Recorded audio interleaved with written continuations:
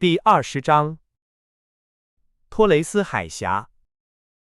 12月27日至28日的夜间，鹦鹉螺号全速驶离了瓦尼科罗岛附近海域，它朝东南方向航行，在3天内 cover 了750里格。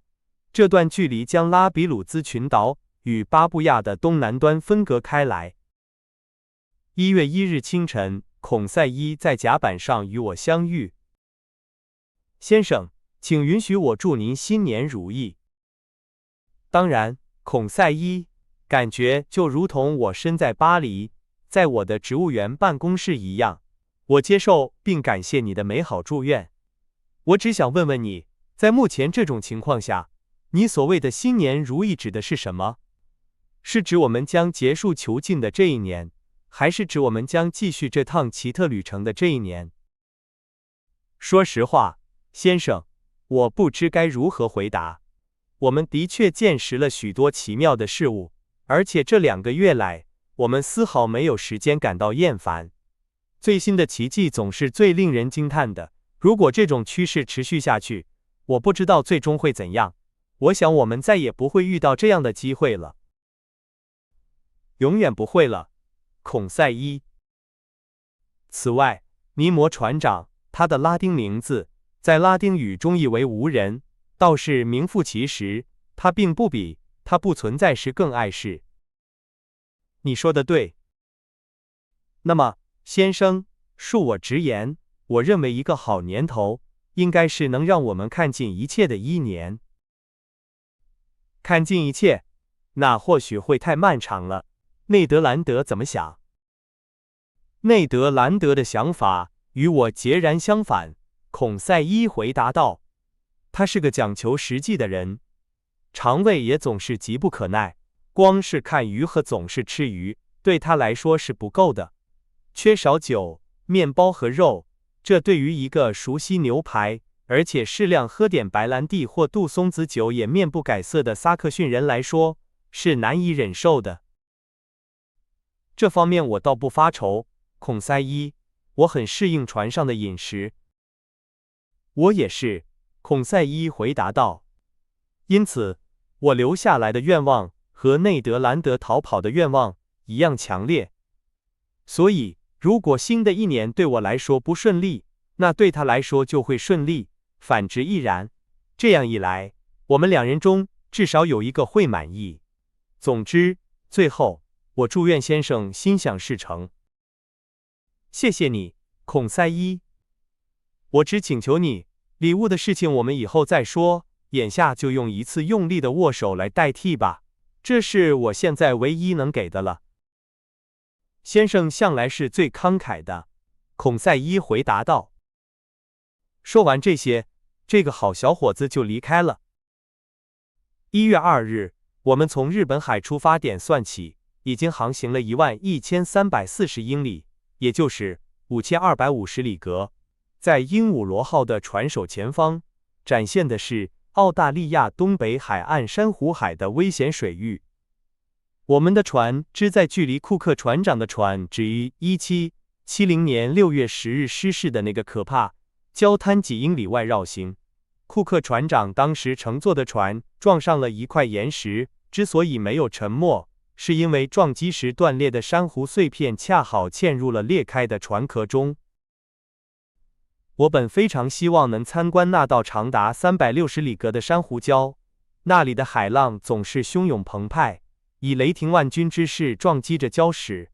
但是，鹦鹉螺号的潜水舵板带着我们潜入了深海，我没能看到那些高大的珊瑚墙，我只好满足于观察我们渔网捕获的各种鱼类。我看到了一些尾鱼，这是一种像金枪鱼一样大的青鱼，背部呈蓝色，带有横向条纹，这些条纹在鱼死后便会消失。这些鱼成群结队地伴随着我们，为我们的餐桌提供了鲜美的肉食。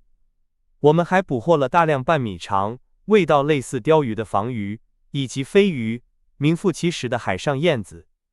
在漆黑的夜晚，它们灵光闪闪，交替地点缀着天空与水面。在软体动物和腔肠动物中，我在拖网的网眼里发现了多种海基棺、海胆、垂螺、船具、脚背和异足螺。植物方面，则有美丽的漂浮海藻、海带和巨藻，它们都浸润着从孔隙中渗出的粘液。在这些海藻中，我认出了一种奇特的凝胶状线纹藻，它被归类为博物馆的自然奇珍之一。1月4日，穿越珊瑚海2天后，我们望见了巴布亚的海岸。这时，尼摩船长告诉我，他打算经由托雷斯海峡进入印度洋，此外没有再多说什么。内德兰德欣喜地注意到，这条航线使他离欧洲海域更近了。托雷斯海峡之所以被认为危险，与其说是因其水域中遍布的暗礁，不如说是因其海岸边出没的野蛮人。它将新荷兰、澳大利亚与巴布亚大岛，亦称新几内亚，分隔开来。巴布亚长400里格，宽130里格，面积达4万平方地理里格。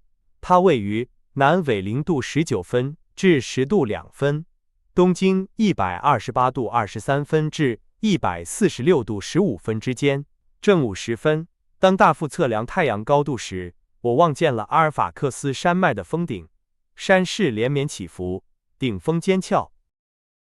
这片土地于1511年由葡萄牙人弗朗西斯科·塞拉诺发现，随后相继有1526年的唐若泽·德梅内塞斯，1527年的格里哈尔瓦，1528年的西班牙将军阿尔瓦·德萨维德拉，1545年的胡伊戈·奥尔特斯，1616年的荷兰人斯考滕，1753年的尼古拉斯·斯鲁伊克，以及塔斯曼、丹皮尔、富梅尔、卡特雷特、爱德华兹、布甘维尔、库克、弗雷斯特、马克克鲁尔，1792年的丹特雷卡斯托，1823年的杜佩雷和1827年的迪蒙迪维尔等人到访。这里是遍布整个马来群岛的黑人的发源地，雷恩奇先生说道。我未曾料到，这次航行的偶然际遇，竟会让我与可怕的安达曼人遭遇。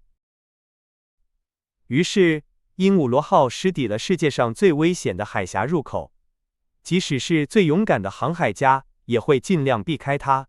路易斯·瓦斯德托雷斯在从美拉尼西亚南部海域返航时曾闯过这个海峡。1840年，迪蒙迪维尔的护卫舰在此搁浅，险些全军覆没。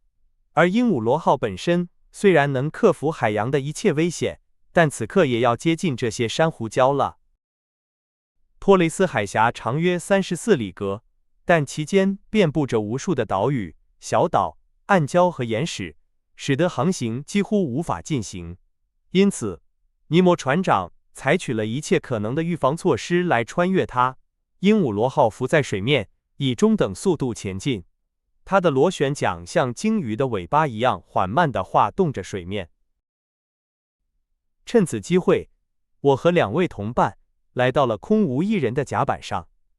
我们面前是舵手的驾驶舱，如果我没弄错的话，尼摩船长一定就在里面亲自驾驶鹦鹉螺号。我面前摊开着由水道测量工程师万森顿·杜穆兰和海军上尉库普旺·德布瓦现为海军上将绘制的精密海峡图，他们是迪蒙迪维尔最后一次环球航行时的参谋部成员。这些海图连同库克船长的海图一起，是解开这片复杂狭窄水道的最佳指南。我仔细地查阅着它们。鹦鹉螺号四周，大海汹涌澎湃，从东南向西北涌来的海流，时速达2英里半，猛烈地撞击着那些饮食线的珊瑚礁顶。这海况真糟，内德兰德说道。确实糟透了，我回答，而且对鹦鹉螺号这样的船来说很不合适。这个该死的船长一定对他的航线很有把握，加拿大人补充道。那边我看到一些珊瑚斑，只要轻轻一碰，就能把他的船壳撞成千百块碎片。情况确实危险，但鹦鹉螺号似乎像施了魔法一般，在那些可怕的暗礁间滑行。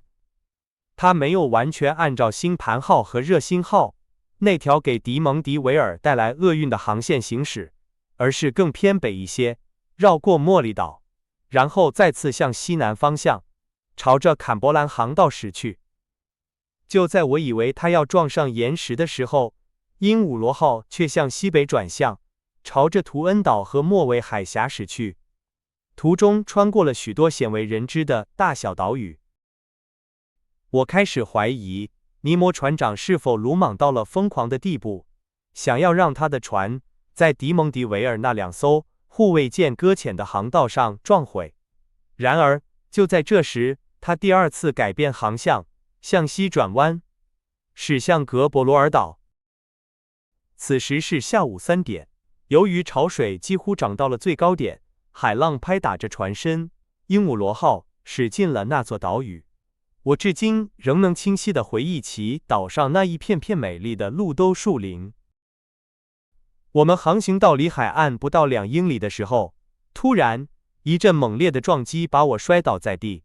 鹦鹉螺号刚撞上了一块暗礁，向左舷微微倾斜后便一动不动了。我起身时，看见尼摩船长和他的大副在甲板上检查着船的状况，并用他们那种令人费解的语言交谈着。情况如下：右舷2英里外，可以看见格伯罗尔岛，其海岸线从北向西弯曲，像一条巨大的手臂。南面和东面退潮时露出了一些珊瑚礁顶。我们完全搁浅了，而且是在一片潮差极小的海域，这对鹦鹉螺号的重新浮起十分不利。然而，由于船体坚固，船只并未受损，但即使它不会进水或裂开，却也面临着永远搁浅在这些礁石上的危险。那样一来，尼摩船长的潜水器也就宣告终结了。我正这样想着，船长向我走来，他神情冷峻，镇定自若，始终掌控着局面，丝毫没有显露出半点慌乱或懊恼。是事故吗？我问道。不，是意外，他回答我。一个可能迫使您定居在这些您如此躲避的陆地上的意外，我反驳道。尼摩船长用一种奇怪的眼神看着我，做了一个否定的手势，明确地告诉我，没有什么能迫使他再次踏上陆地。然后他说：再说，阿隆纳斯先生，鹦鹉螺号并没有失事，他还会载着您去领略海洋的奇观。我们的旅程才刚刚开始，我可不想这么快就失去与您相伴的荣幸。然而，船长，我继续说道，假装没有听出他话中的讽刺意味，鹦鹉螺号在涨潮时搁浅了，但是太平洋的潮汐并不算强，如果您不能给鹦鹉螺号减轻载重，这在我看来是不可能的。我看不出您将如何让它重新浮起来。您说的对，教授，太平洋的潮汐确实不强，但在托雷斯海峡，高潮和低潮之间有1.5米的落差。今天是1月4日，5天后就是满月。如果那颗好心的月亮不能把这些水体抬得足够高，从而帮我这个只想欠他人情的忙，那我才会感到惊讶呢。说完这些，尼摩船长和他的大副又回到了鹦鹉螺号内部。鹦鹉螺号依然纹丝不动，仿佛珊瑚虫已经用它们坚不可摧的胶泥把它牢牢地固定住了。怎么样？船长离开后，内德兰德走近我问道。哦，内德朋友，我们就安心等待9号的涨潮吧，看来月亮会好心地让我们重新浮起来。就这样。船长难道不打算把锚抛向海中，开动机器，尽力把它拖出来吗？有潮水就够了，孔塞伊只是这样回答。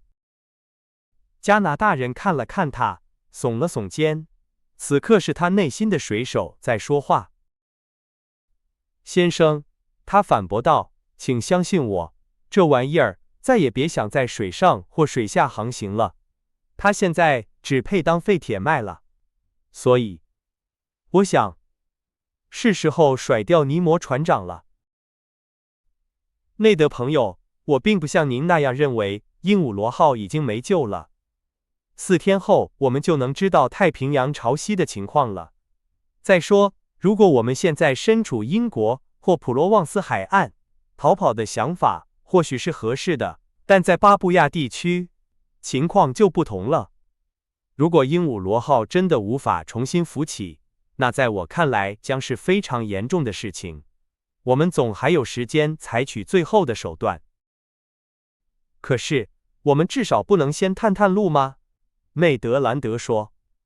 那里有个岛，岛上有树，树下有陆地动物，有它们的排骨和牛排，我很乐意尝尝它们的味道。